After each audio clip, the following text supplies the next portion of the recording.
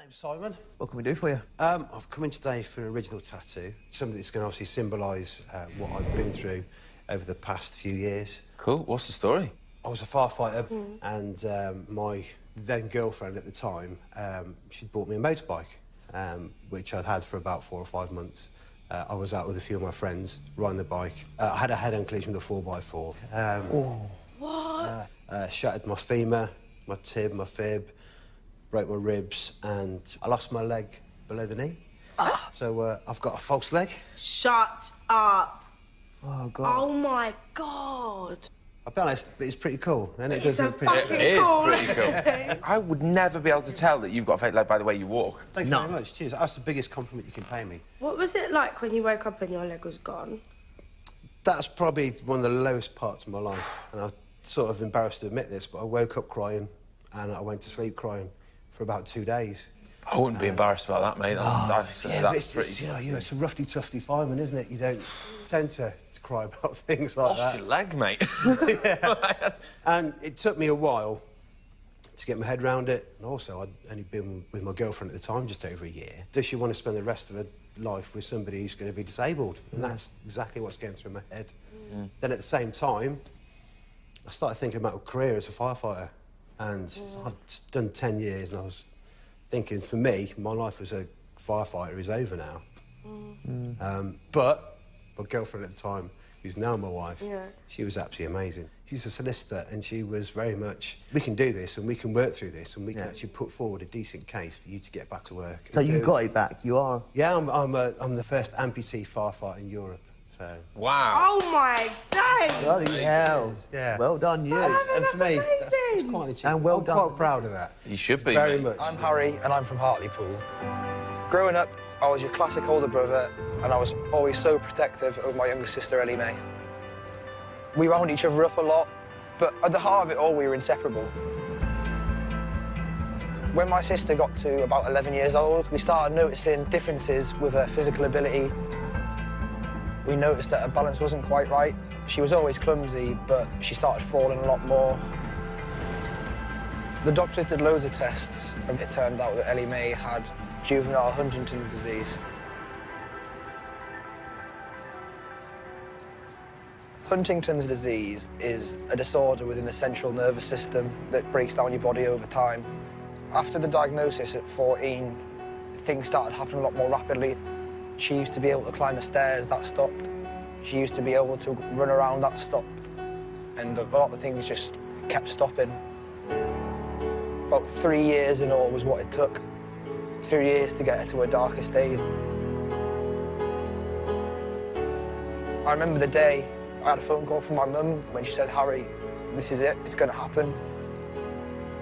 And I think it became real when we had to start saying our goodbyes. I spent 20 minutes in the room with her, and like, I wish it could have just been longer. Wow. That was a hell of a story. Normally, it gets people when they're older, like a bit like Parkinson's does, etc.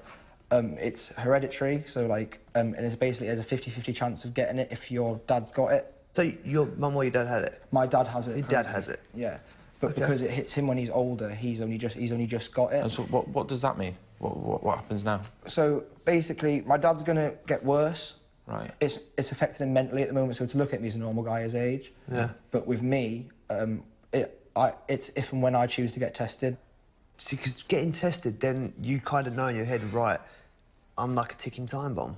If I'm going to live my life the way I want to live it, I need to do it, because I need a plan, whether or not my life's... Do you know what? The way you're talking and the way you handle it, I think your mental strength is unbelievable. Yeah. So I mean, I have my bad days, but I have those days where, of like, course. everyone would, where they're like, oh, what am I going to do? It's just because, like, Ellie didn't get a chance. So why should I sit and complain when I can still move, I can still run, I can still, like, go out there and, like, do things, make people happy like she did? I'm Craig, I'm 26 and I'm from Slough.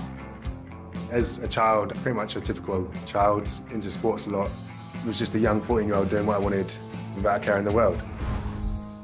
On the 1st of September 2004, my life changed forever. I was riding my bike from my house to the park to meet up with some friends, and I got hit by a car. I didn't lose consciousness, but I can't remember any of it. I woke up, waking up with nothing below my neck, not being able to move anything, paralysed from the neck down and diagnosed quadriplegic. That was one of the hardest times, you know, because I didn't know if I wanted to live like that. And I even had the discussion of switching the machine off. After a few days, I started to gain a little bit of movement back, and then that's when I went to rehab. Wow. God, you were 14. Yeah, a long time ago, 12 years ago now. Wow. Obviously, physically, we could see what the crash done. Yeah. Like, mentally, for a 14-year-old, that must have been a struggle, right? I think where I wasn't quite settled into manhood yet, you know, I think it's almost better to do it younger. That's your way of life now, and when it happens younger, I think it's easier to get used to. So how long after your accident did you discover wheelchair rugby? I was introduced sort of straight away at hospital, so a couple of months after my accident, and I've been coaching for about a year now. Done my first international. Coach? Have you got a whistle and everything? Yeah. But now it's got a lot more. I've just done my first international, so. Oh, wow, man. Well, there's no holding you back, man. No, I'm looking forward to coaching GB eventually if I can. Oh my days, that's sick. I'm here to get an original tattoo. Oh, not a cover-up today. No, not a cover-up today. Awesome. Yeah, obviously you guys have heard of Doctor Who. Yes. Me and my mum were both really big fans of it. Are you a Doctor Who geek? Pretty much, yeah. This tattoo that I want is going to be a memorial tattoo for my mum. She was working in a hospital and she caught meningitis off of a baby. She was a phlebotomist, so she took people's blood and she ended up having to give the baby mouth to mouth because it wasn't breathing, and she caught it off of the baby. Did she save the baby? Yes. Wow. Oh my God. That is Oh, unbelievable. that's just giving me goosebumps. And then a couple of years later, she had 3 strokes, which then left her having severe memory loss, which led to me leaving school. So I became a carer. So yeah, after that, we was at home for a few years. She started getting more ill, sort of bed-bound. And I went out one day and got a call 10 minutes later saying that she's in hospital. She had forgotten she'd taken her tablets once and taken them again. And then she unfortunately passed away. That is one unbelievable And story. how old was you at that age? 16 when she passed away. Yeah, so it'll be 3 years on in March. You are so brave. Yeah. So you want a Doctor Who tattoo to mark this? Also I'm getting married next year.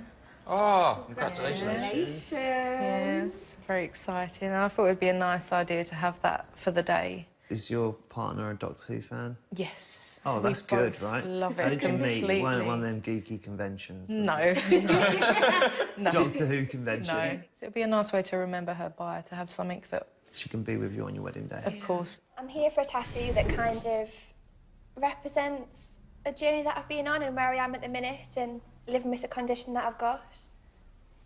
What condition? I'm Kayli, I'm 27 and I'm from County Durham. When I was 11, my nana found my first bald patch at the back of my head and she took me to the doctor, and that's when I was diagnosed with alopecia areata. More hair started to fall out and it became more difficult to hide the fact that I was losing my hair. You're under pressure anyway when you're a teenager to look a certain way. So to be different was hard. I didn't even tell my best friends at school because I was scared that if we fell out, they would spread it around.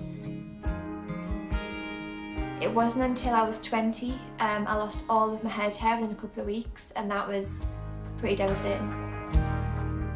It absolutely broke me. It was the hardest point in my life. Sorry. It was lonely. I didn't think I was pretty. I didn't have any confidence. It ruined me. I hit a moment in my life where I just thought I need a change, I need a fresh start, and I moved to Newcastle. And that's when I decided that I needed to seek out support groups and charities might be able to help me. Meeting other people with the condition, it made me realised that I need to put myself out there to accept myself, and I need to try and help other people that got the condition. I just felt at home. I'm a lot more confident in myself now, and I'm a lot happier. Oh my God. Oh, bless you. I'm getting quite upset thinking about it.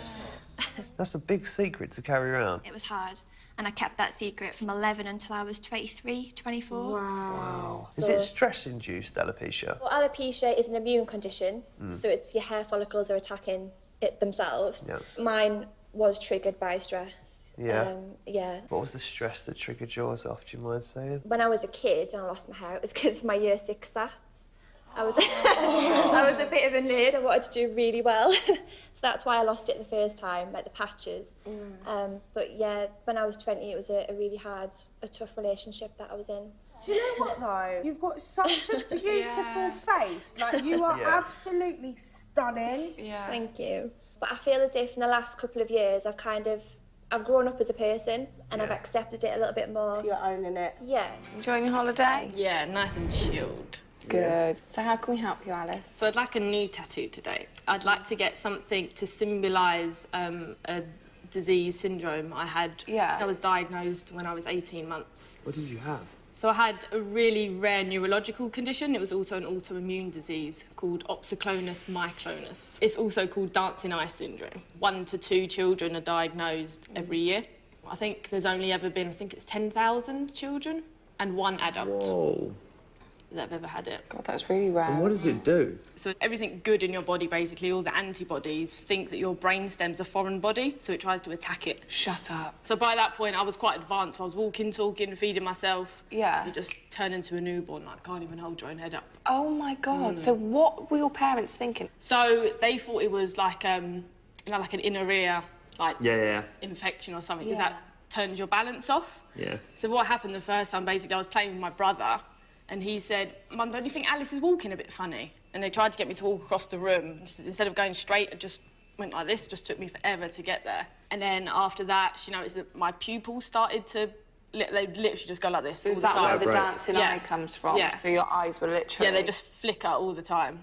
So he took me to the doctors. Just so happened, this one doctor said, I think it might be dancing eye syndrome. And they said to my parents that 10% of children who have the dancing eye syndrome is caused by cancer.